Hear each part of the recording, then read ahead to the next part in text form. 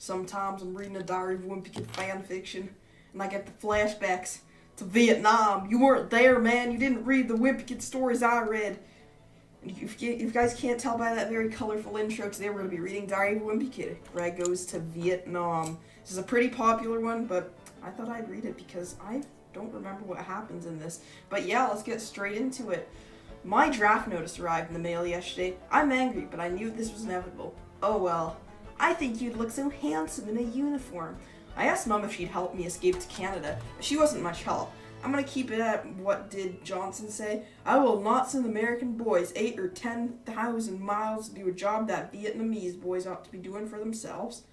Look, I hate the commies as much as the next guy, but this isn't our war to fight. The last thing I want is to die in some jungle in buttfuck nowhere on the other side of the world because President Johnson's ego is too big to end this war. I'll try and convince Dad about the Canada thing. He's as anti-war as they come. If not, I might have to take matters into my own hands. Well, I just arrived at basic training. I can't say that I'll enjoy it, but I'll say this. Our dress uniforms are sharp. I'm sure these will help me pick up girls. You know what they say, women love a man in a uniform. I've also made a new pal, Private Rowley Jefferson. I noticed he seemed a little nervous, so I kind of took him under my wing.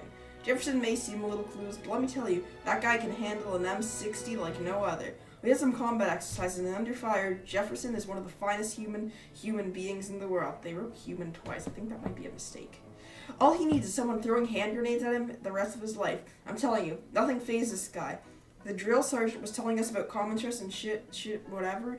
Jefferson is like a man of steel out there. Absolutely nothing distracts him from the mission at all. I can be the brain and he can be the brawn. I'm telling you, we'll be a great team. Alright, prediction right away, and I could just say this in 2 words. Huh! Gay! That's what's gonna happen. Greg's always gay in these fanfics. This is like 2 for 2 pretty much, because the last one I read was Greg goes does a porno or something. So yeah, anyway, let's move on. Well, looks like this is it.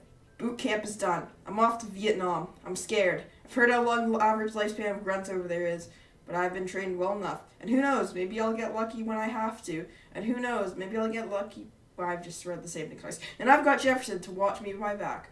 Plus, I met this girl during basic, so I have something to fight for. I get on a ship tomorrow at the crack of dawn. Maybe I can see her one last time. Good morning, USA. Good night, USA. Good morning, Vietnam. What are you small about, Private? Heh. Smooch. Okay, he's not gay after all. What do you know? We went on our first patrol tonight. They say that war is like 99% waiting and 1% actual fighting, and that is completely fine by me. Let me tell you, walking around the rice paddies at night is eerie enough without the threat of a bunch of rice farmers jumping out at you. Sergeant Morris told us all about it, how the gooks would always attack first and blend in with the civilians like the cowards they were. He told us that out there, everyone is enemy until they aren't. Sometimes you have to go to the extreme, but that brass usually look the other way. I, for one, don't like the idea of shooting civilians, but sometimes you gotta do what you gotta do. We were out on patrol one last night. This should have been a night like any other. Boy, was I ever wrong. I was looking down when it happened. One moment, all we hear is the soft sounds of the jungle. The night is torn over by the screaming of those commie gooks and the roar of an RPG. One moment, the jungle's quiet, and then the trees start talking in Vietnam. I'm sorry.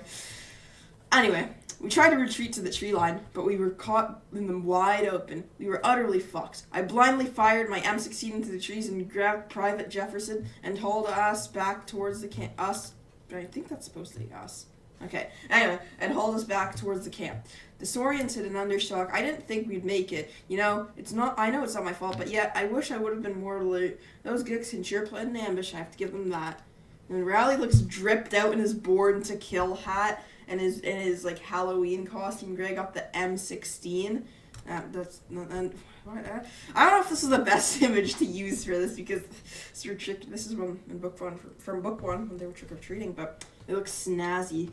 Anyway, dealing with the ambush has been hard. Surprisingly, Jefferson has taken it kind of hard. So keeps only to himself, gets jumpy, random mood swings. Oh, and the nightmares. This guy can't go 2 nights without him waking us all up at night. Thinking about Sergeant Morris. I have to be honest with you. I think he's losing it. I don't blame him either. Seeing your friends in a pool of blood and guts isn't something the Army tells you about when they're asking you to fight for Uncle Sam. Told Colonel Granger about Jefferson. Fucker says Jefferson is just a pussy. That's the army, I guess. I feel like it's only a matter of time before Jefferson goes ahead and offs himself. Damn shame, really. But what else can I do?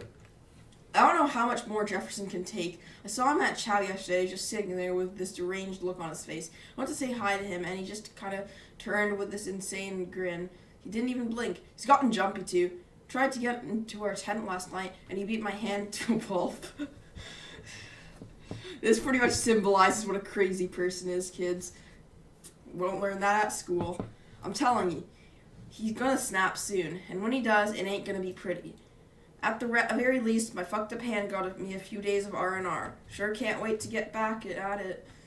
Youch! It finally happened. I sustained my first combat injury. Command wanted us to take this godforsaken hill, despite our recon saying it was too well defended. What could go wrong?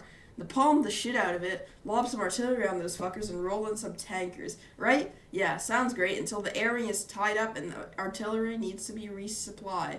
This place is a freaking mess. Whatever, I want to try and censor this one because I don't want YouTube to, take this video down, because I feel like I just uploaded my Greg Makes a Porno video, but I feel like I'm really scared of, I don't want to tread down the line of my videos getting taken down, but honestly, I won't be surprised. Anyway, that's when the fucking gook hit nails me in the ass. You know, I just swore. You know what? This isn't going well. I don't care. That's all I can making money from videos. Anyway, you know, you get hardened to see other people die, but getting shot yourself is a different story. Wanted to cry like a bitch. At least I'll be out of commission for a while. Getting some leave will be just what I need. Oh God, it was my last night in the hospital, and I just wanted to walk around a little. Well, I'm just wandering around the complex when I hear this awful scream from down the hall. Look, I've done my time in combat, and this wasn't like any scream I heard before.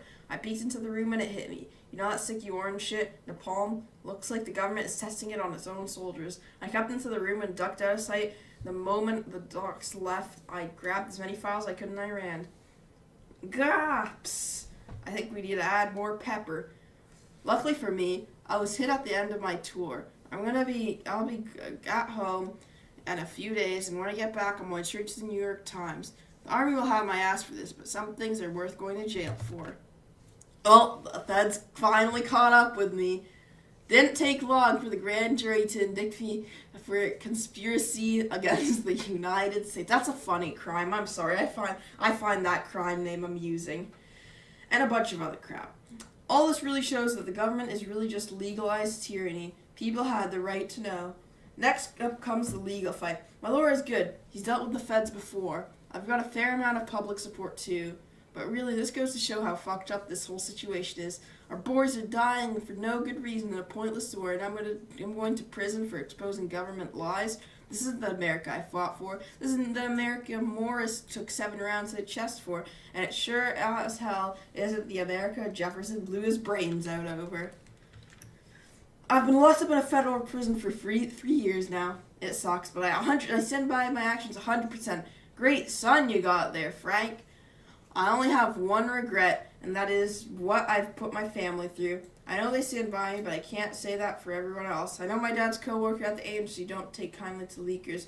I just wish they didn't have to suffer because of the poor choices I made. You know, who knows? Public support of the war is at an all-time low. Maybe one day people will appreciate my sacrifice. Maybe they'll stop harassing my family. Maybe I'll even get a pardon. Until then, I want my story to be heard. I want Jefferson's to be heard. I want Morris's to be heard. People deserve the truth. This is Private First Class Greg Heffley, over and out. Yeah, that was a pretty good fan fiction. It wasn't really weird like the other ones. I mean, it was really, I don't know. It was good. I'm glad this one wasn't like sex related where Greg makes a porno or Greg browses Rule 34, because honestly I don't know how much more of that I could take. So I'll give this fan fiction 7 out of 10 Zooey Mamas.